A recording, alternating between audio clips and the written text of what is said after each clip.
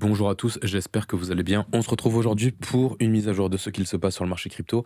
Et aujourd'hui, on va voir Bitcoin, Ethereum et on finira avec les indices altcoin. Et avant toute chose, n'oubliez pas de vous abonner à la chaîne si ce n'est pas déjà fait, c'est très important pour son développement. N'oubliez pas de liker les vidéos ainsi que de me faire des retours en commentaire si vous en avez envie. Allez, on commence. Bon, pour Bitcoin, c'est pas joli et c'est joli ce qui se passe en même temps. Évidemment, c'est pas joli parce qu'on est toujours dans une phase corrective, mais ce qui est super intéressant, c'est que on a retesté un niveau majeur. On est revenu sur le first stop, on est passé un peu en dessous évidemment. Bon, par contre, on voit que notre fair value gap en weekly, on est passé complètement en dessous. On est revenu chercher les plus bas de la bougie impulsive ici. Petit à petit, on comble de plus en plus des niveaux d'intérêt. Le dernier niveau d'intérêt assez important dans la zone, il se trouve sur le pivot annuel. On pourrait limite dire qu'on la reteste. Évidemment, il sera un peu différent en fonction des plateformes d'échange. C'est pour ça qu'il faut mieux parler de zone plutôt que de niveau ultra fin. Ce niveau, il est sur les 80 280 à peu près et on est revenu jusqu'à 80 600. Là, la zone actuelle, elle reste toujours idéale. D'un point de vue purement price action, quand on regarde, on a retesté simplement la structure de bottom de mars-avril 2025. Quand on additionne ça au fait qu'on reteste le first stop, on est sur un retracement normal de marché haussier. Maintenant, si jamais la zone actuelle ne tient pas, la prochaine zone d'intérêt, ce serait ce fair value gap ici entre 74 000 et 70 000 à peu près. Et maintenant, quand on regarde en termes d'alignement, c'est vrai qu'on pourrait aussi, pourquoi pas, revenir jusqu'à tester le sommet de fin 2021 et les sommets de 2024. C'est-à-dire que là, on aurait une zone, on voit qu'on est à peu près aligné entre les sommets de 2024, l'ATH de 2021 et on a ce fair value gap ici dont on vient de parler. Fair value gap qui se trouve en daily. C'est la prochaine zone d'intérêt. Si jamais on break cette structure, c'est que c'est uniquement si on break cette structure. Et évidemment, je le répète, la zone actuelle est propice à marquer un bottom. Maintenant, un bottom, je le répète toujours parce que de toute façon, tout passe par la répétition. Ça ne se marque pas en 2 jours, même pas en 3 jours. En général, ça prend plus de temps que ça. Si on doit marquer un bottom dans la zone actuelle, à mon avis, ça prendra plusieurs jours, plusieurs semaines. Et on n'est pas à l'abri d'avoir un prix qui continue et qui revient, pourquoi pas, retester des niveaux beaucoup plus bas ici,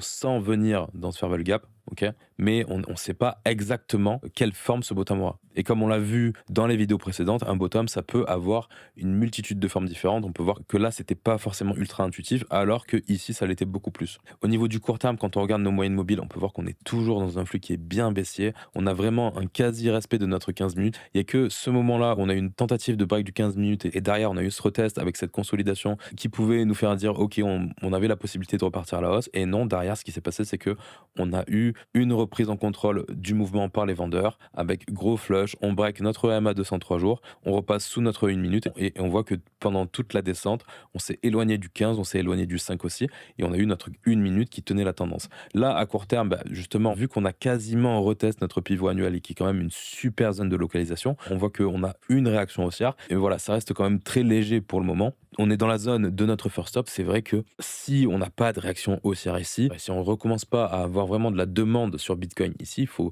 peut-être continuer de s'inquiéter et pas commencer à s'inquiéter parce que s'inquiéter, ça fait un moment qu'il faut le faire, un moment qu'il faut gérer son risque. Mais là, c'est en tout cas vraiment des niveaux de prix qui sont idéaux pour essayer de se repositionner. Ça fait un moment qu'ils sont idéaux quand même. Si on regarde sur une grosse unité de temps, on est vraiment sur des niveaux extrêmes pour réussir à marquer un plus bas plus haut dans une tendance de fond qui reste évidemment haussière. Maintenant, en cas de rebond, que ce soit à court terme ou à moins court terme, évidemment, le prix peut échouer sur le 5 minutes et on peut repartir à la baisse.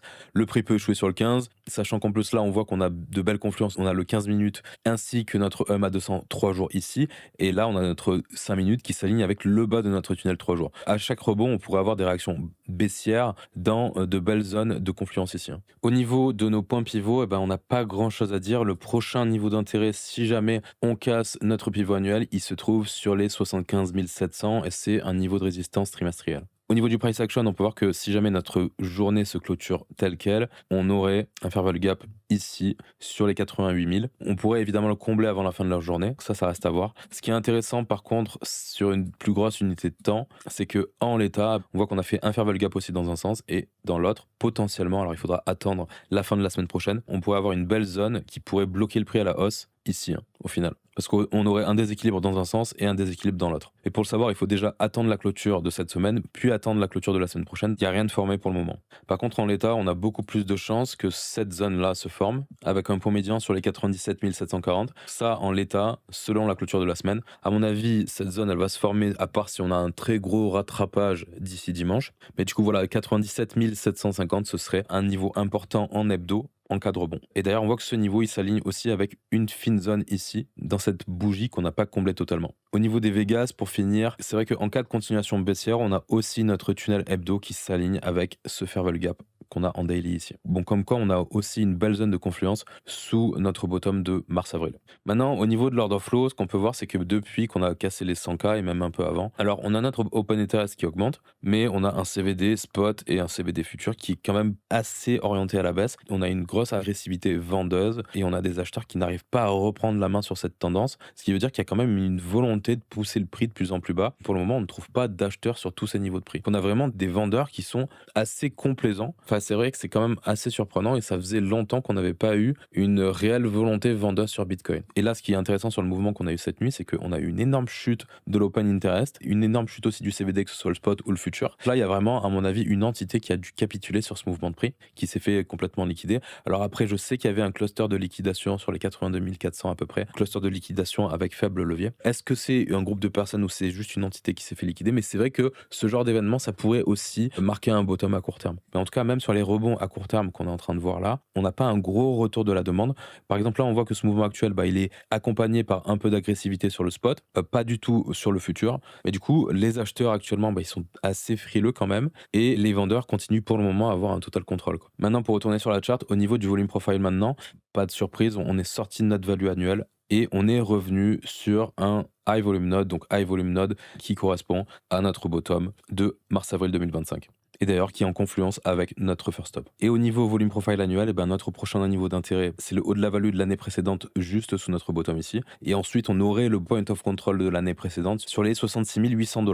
Au niveau du trimestre, on n'a rien de plus à dire à part qu'en l'état, on est en train de sortir des values des trimestres précédents, ce qui est logique vu qu'on sort de la value de l'année en cours. Au niveau mensuel, on est toujours hors de la value et on a retesté le Naked POC qu'on avait sur les 84 600. Et par contre, ce Naked POC, on n'a pas du tout rebondi au-dessus. On l'a traversé complètement et on est venu chercher les stops sous ce niveau. Et au niveau de la semaine, c'est pareil, c'est pas super, toujours dans un flux baissier. On est sorti de notre value. Si jamais on réussit à réintégrer notre value, le prochain point d'intérêt, ce serait le point of control actuel sur les 91 800.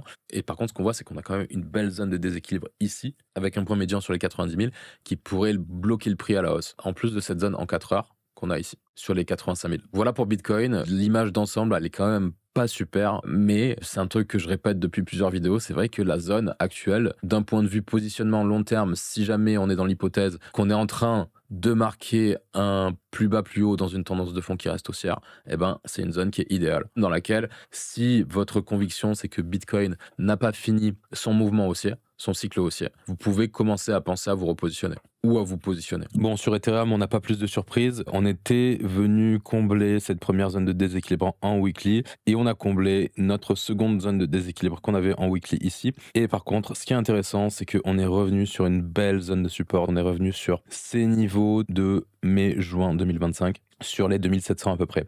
Au niveau de nos moyennes mobiles, on est revenu aussi sur notre groupe de EMA long terme. On a notre EMA 200 hebdo qu'on n'a pas encore retest sur les 2568 à peu près, mais en tout cas, on est bien dans notre tunnel. On se rappelle que la dernière fois qu'on avait break notre tunnel et qu'on avait retest toute cette zone, c'était cette phase de consolidation qui avait donné cette impulsion. On pourrait commencer à structurer quelque chose qui ressemble à un bottom sur cette zone ici, sachant qu'en plus, on voit qu'on n'a pas encore perdu notre zone de déséquilibre ici. À plus court terme, on est dans le même contexte que sur Bitcoin, c'est-à-dire que on est passé sous le daily, le daily fait résistance, on est passé sous le 3 jours, le 3 jours fait résistance aussi. On a notre 15 minutes qui tient bien la tendance à la baisse, notre 1 heure qui tient aussi bien la tendance à la baisse, on a tout qui est orienté à la baisse. Au niveau des moyennes mobiles, c'est vrai qu'en termes de support dynamique, on n'a plus que le hebdomadaire. Au niveau des retracements de Fibonacci, ça fait un moment qu'on a cassé notre first stop, on a cassé aussi les 50% de retracement, et là on est revenu en reload zone de tout notre mouvement. On se trouve quand même sur une belle confluence de localisation où normalement on devrait commencer à avoir des réactions acheteuses. Maintenant, c'est vrai qu'on peut toujours aller plus bas et venir plus bas, ça voudrait dire déjà revenir dans cette zone de fair value gap qu'on a ici,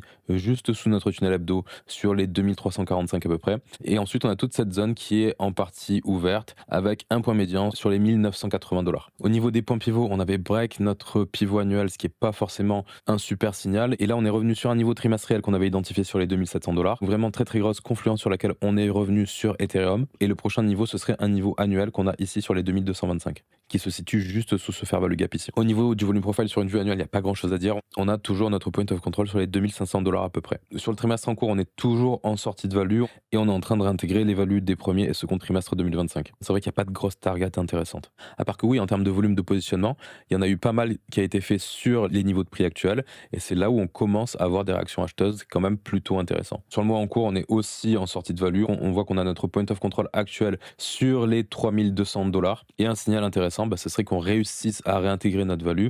Le problème, c'est que actuellement, on voit qu'on a de belles zones de déséquilibre juste avant qui pourraient nous empêcher de réintégrer notre value. Ça serait à court terme une belle zone de résistance entre 2976 et 2910 $. En cas de rebond, il faudrait voir ce qui se passe dans cette zone. Le temps d'y revenir, on pourrait avoir notre 1 heure qui revient et qui s'aligne dans cette zone de fair value gap qui nous permettrait d'avoir une confluence en termes de localisation.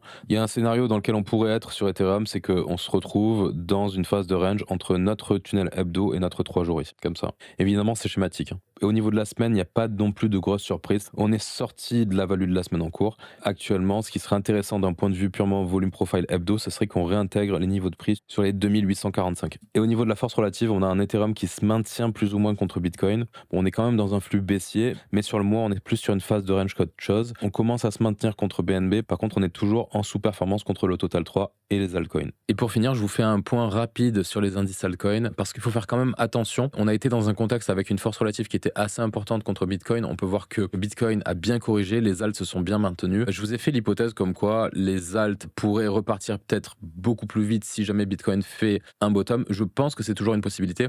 C'est juste qu'à court terme, il faut quand même faire un peu attention. On vient de combler une grosse zone de déséquilibre. On a comblé cette zone qu'on avait marquée sur le crash du 10 octobre. On est aussi revenu sur un cluster de niveau de pivot. Attention, je ne serais pas étonné si on a une petite baisse sur les alts contre Bitcoin. Pourquoi pas jusqu'à venir combler cette zone de déséquilibre qu'on a ici et du coup qu'on doit retrouver sur la charte de pas mal d'altcoins qui se sont maintenus contre Bitcoin. Et je suis pas en train de vous dire qu'on va repartir faire de nouveaux plus bas, ça j'en sais rien. Juste, on pourrait avoir quand même un petit relâchement au niveau de cette force qu'on a vue sur les jours précédents, c'est-à-dire peut-être revenir dans cette zone pour continuer à consolider et repartir à la hausse derrière. À voir, ça c'est une possibilité. Faites attention quand même, essayez de vous focus quand même sur les trucs qui gardent une certaine force relative par rapport à Bitcoin. Et après, comme on peut le voir avec Hyperliquid par exemple, la force relative qu'on peut avoir à un instant T, comme je vous l'ai dit, elle peut disparaître très rapidement. C'est-à-dire que là, on peut voir Hyperliquid s'est maintenu pendant une partie de la chute de Bitcoin. Et là, tout d'un coup, quand on est venu taper le first stop, on a eu ce relâchement avec une prise de ses plus bas ici. C'est vrai que quand on observe de la force à un instant T, c'est quelque chose qui peut aussi disparaître assez rapidement. Ça, il faut faire avec. Ce que je continue de penser, c'est que si Bitcoin marque son bottom dans la zone actuelle, on pourrait avoir des alts qui repartent potentiellement plus rapidement. Maintenant, sur les alts, il y a un risque de rattrapage de la correction si jamais on casse vraiment un niveau majeur qui serait le bottom de mars-avril évidemment. Si jamais on retourne sur 74-70, là peut-être que les alts prendraient beaucoup plus cher. Peut-être pas autant que le 10 octobre, mais pourquoi pas. Après, c'est vrai que je parle des alts contre Bitcoin, mais de fait, quand on regarde les charts contre USD, on voit qu'on n'est pas super bien orienté, que là, on est plus en train de travailler les 50% de la mèche de liquidation, et on est aussi en train de revenir sur les niveaux de mars-avril. En termes de localisation, c'est des super niveaux de support. Maintenant, c'est des niveaux de support qui doivent tenir, sinon, ça risque d'être moche. Évidemment, ce que je pense aussi, c'est qu'il faut quand même être patient et plutôt attendre des structures de bottom sur plusieurs jours, plusieurs semaines pour se repositionner de manière confortable. Mais après, chacun sa stratégie. Si vous avez une stratégie de positionnement qui a déjà fait ses preuves, utilisez-la, il n'y a pas de souci avec ça. Voilà, j'ai fini pour aujourd'hui, j'espère que ça vous a plu. N'oubliez pas de vous abonner à la chaîne si ce n'est pas déjà fait, de liker ainsi que de commenter les vidéos. Je vais vous souhaiter une excellente fin de journée et je vous dis à la prochaine. Allez, ciao ciao.